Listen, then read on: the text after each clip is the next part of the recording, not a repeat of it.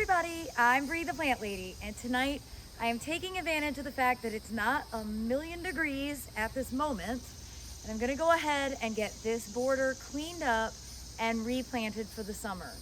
I've decided I'm gonna keep it really simple.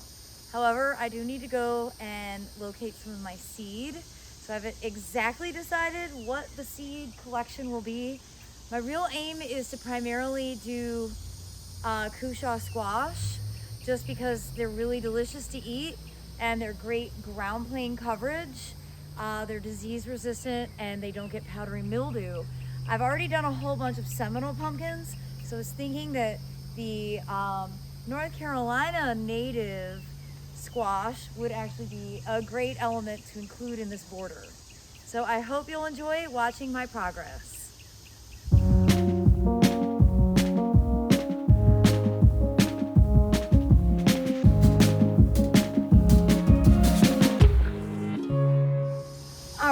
I went through my seed fridge and discovered I have a bunch of cool seed that I haven't sown. So my simple bed is going to get more complicated. And I've also decided I'm going to do 5 Maori mounds. And I think I forgot to put the photo as a reference for what this inspiration is coming from. But it's something I saw at Hamilton Botanical Gardens in Hamilton, New Zealand. And it's a traditional practice for the way the indigenous people would grow sweet potatoes in New Zealand.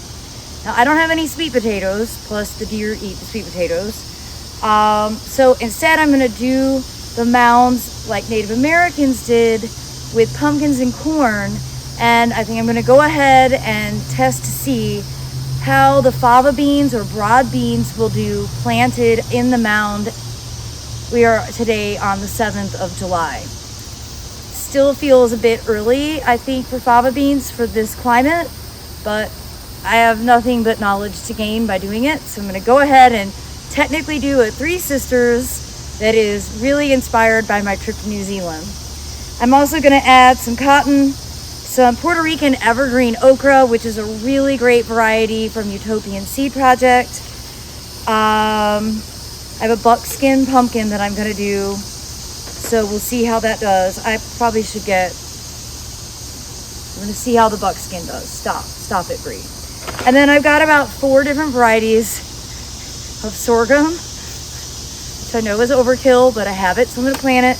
And then I've got this red corn, Bloody Butcher, which is actually a really good corn for grinding into grits.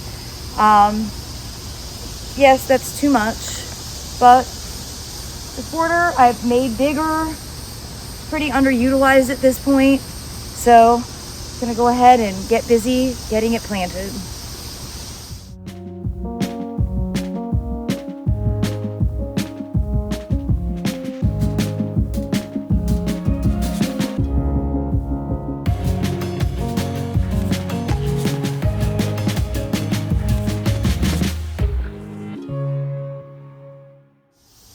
Well, I've decided to do the thing that I used to tell myself not to do, and that is add some perennial ornamental grasses. I have them, they're left over from last year.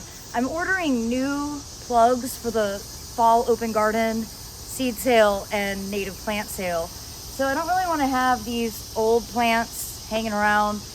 And I think this border is a very logical place. It's full sun.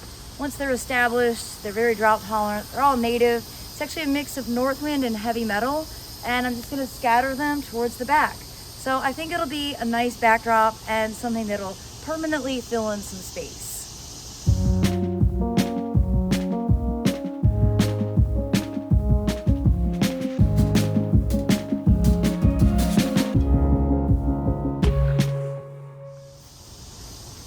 Well, it doesn't look like much now, but I have faith that everything is gonna germinate really quickly and in time for the fall open garden on Saturday, September 20th. This border is going to be picture worthy. So I do hope that you will subscribe, and I hope you'll save the date and plan to come out and visit.